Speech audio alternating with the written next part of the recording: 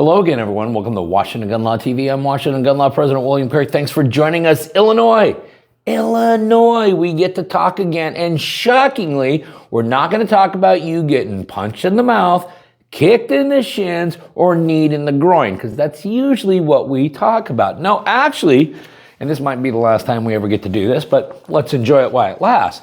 We're going to talk about a really good piece of legislation. I thought it was important that we talk about a good piece of legislation because, well, as we know, it's probably likely to go nowhere in the state of Illinois. But I know a lot of you get disgruntled and think that there aren't people in your state capitol fighting like holy hell trying to preserve and expand your Second Amendment rights. Well, there are a few. We're going to give them a big old attaboy. So today, let's spend a few minutes and let's talk about, what's this? A good gun bill in Illinois?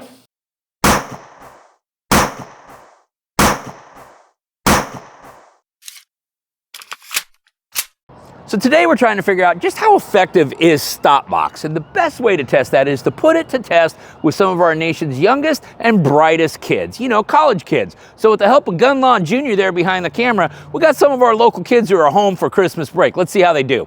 Okay, so why don't you give me your first name, your university, and what you're studying in? Yeah, Herbert, UW, engineering, civil. Eugene, studying computer science at Cal State Fordson. My name's Milton, I'm at WSU and I'm studying mechanical engineering. Sheldon, UW, quantum physics. Dude, what's going on here? You told me to get college kids. I said college kids. I didn't say engineering majors. I meant like soc, psych, poli-sci, something like that. What's going on? Science is what I could get. You need to hang out with dumber friends.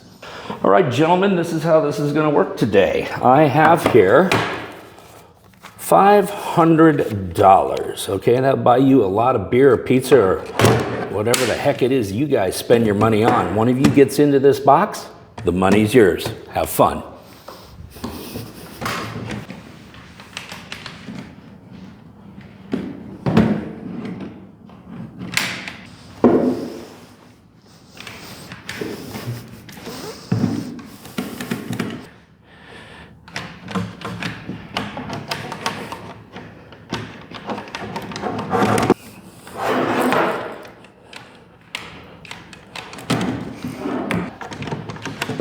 I don't know, man, we give up.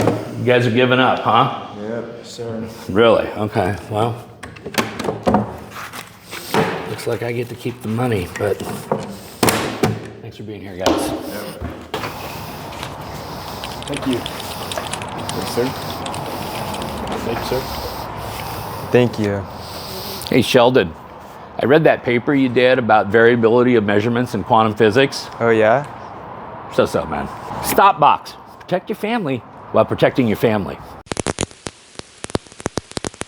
Okay, Illinois and America, we're actually talking about a good piece of gun legislation to come out of Illinois, not making it up. We're talking about House Bill 2587. But before we get down the road too far, want to thank the inspiration for this video, who is absolutely one of my favorite people to follow out there in the exosphere. That is Dr. Naper Villain Bunny. If you're not following her, right there, type 07 safety.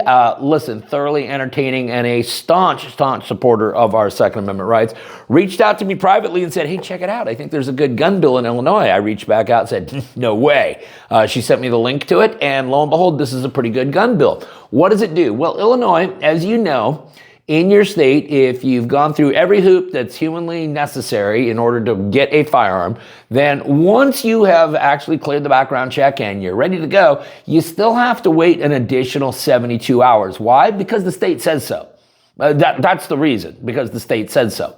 What this bill will do is that if you have an Illinois concealed carry license, that 72-hour waiting period would not apply to you. Okay, now the bill is sponsored by Representatives Bradley Fritz and Michael Coffey Jr. And what it actually does is it amends 720 ILCS section 524-3, which are all the laws and regulations governing the delivery of a firearm to a private individual from FFLs. Currently, your law states the following. A person commits the offense of unlawful sale or delivery of firearms when he or she knowingly does any of the following. G, delivers any firearm incidental to a sale without withholding delivery of the firearm for at least 72 hours after the application for its purchase has been made, or delivers a stun gun or taser incidental to a sale without withholding delivery of the stun gun or taser for at least 24 hours after application for its purchase has been made. Okay, so apparently in Illinois, you got to wait an extra 72 hours for a firearm and an extra 24 hours for a stun gun or a taser. Now, there are several exceptions. Law enforcement, FFLs, things like that have exceptions.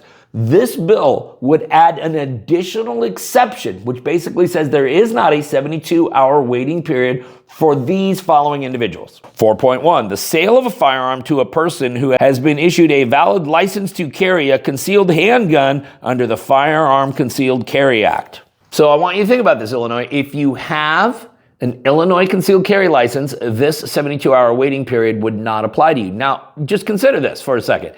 In order to get a concealed carry license in Illinois, first you have to go out and get a FOID card, which means you're going through a background check, okay? And then when you go to get your concealed carry license, you, of course, are going through a background check. And then, of course, when you go to purchase a new firearm, you're going through a background check. So all this legislation is saying is, hey, listen, if you've run the gauntlet and been through all three of these background checks, yeah, we'll let you have the firearm right away as soon as you've cleared your third background check. And that's really the entire bill. So if you go, we'll link it up down below. If you go and you geek out on it for yourself, you get to page 3, you'll see the newly amended section 4.1, which is the proposal in the legislation. That adds the extra exception. Beyond that, the statute remains entirely the same. Now, of course, we all agree that this is a wonderful piece of legislation, but we have to be honest with ourselves. What is the likelihood that this is actually going to become law? Well, if it's anything like what we experience out here in many of the other states that I cover quite regularly, somewhere between slim and none. Now, the history of the bill so far is as follows. It was filed on February 4th and given its first reading on February 6th. That same day, February 6th, it was referred to the Rules Committee.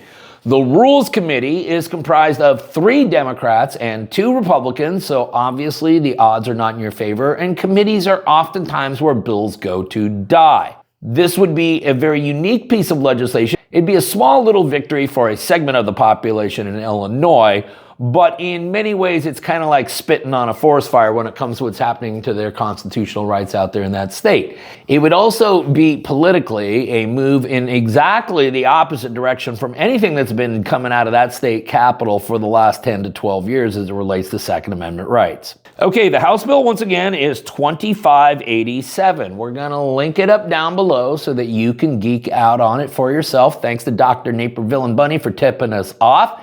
If you got any other questions about this or anything else related to what's left of our Second Amendment rights, and in Illinois, as you all know, that ain't much.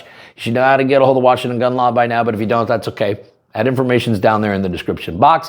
If you got an idea for a video we should be doing around there, you click on that link right there and tell us all about it.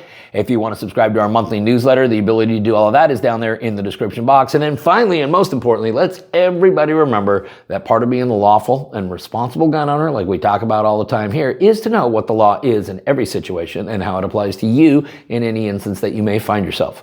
Until next time, thanks for watching and stay safe.